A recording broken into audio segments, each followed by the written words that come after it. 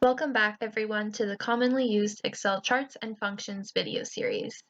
Today we will be going over lesson 2, which covers the pie chart.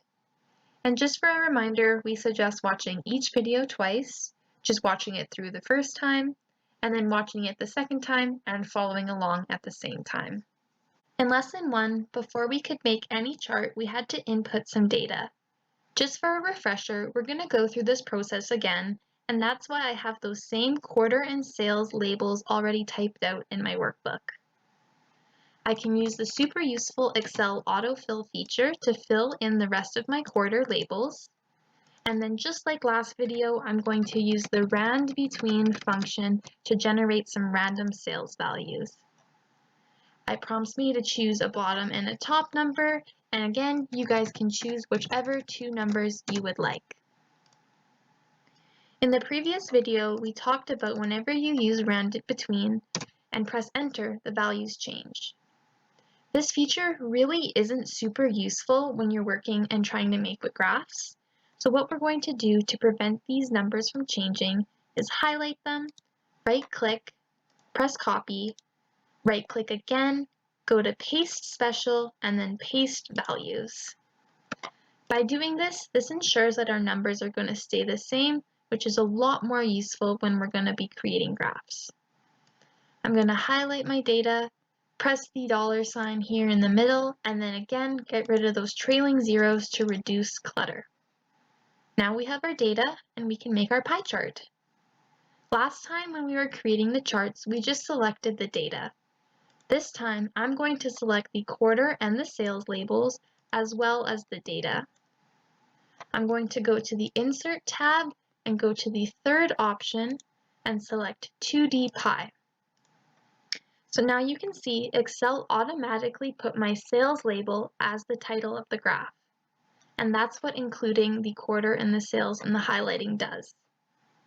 This feature is kind of useful, but I really don't like that they automatically put this as the title because it's not descriptive, it's not exciting to the audience, so we're going to change it. I'm going to double click on it, highlight it, delete, and we're going to replace it with 2021 sales by quarter. That's a little bit better, but there are still some things missing. When we use a pie chart, it's extremely useful to add data labels onto the slices for extra detail. If I look at this blue slice here, it's kind of hard to guess what number this represents. I'm going to double click on my graph and go to the green plus sign on the right hand side. I'm going to check off the box that says data labels, and you can see that those monetary values that each slice represents are added directly onto the slice, which makes it a little bit easier to read. But we still have some more issues, and one of them is this legend in the bottom here. It's kind of small and also far away from the graph, and these two orange and yellow colors are hard to tell which one is which. When using a pie chart, the most important thing is to add those legend labels onto the slices themselves. I'm going to double click on my labels and go to the right hand side here where I have my label options all laid out for me. I'm going to select the category name box, and as you can see, those quarter labels were automatically added onto my slices, which makes it so much easier to tell which slice represents what. But now my graph is kind of repetitive because I have the legend down here with the quarters, as well as the quarters on the slices. We don't want this clutter, so I'm going to delete the legend by double clicking on it and just pressing my delete key.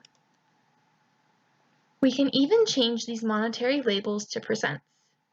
What I'm going to do is double click on my data labels again and go to the right hand side again to my label options.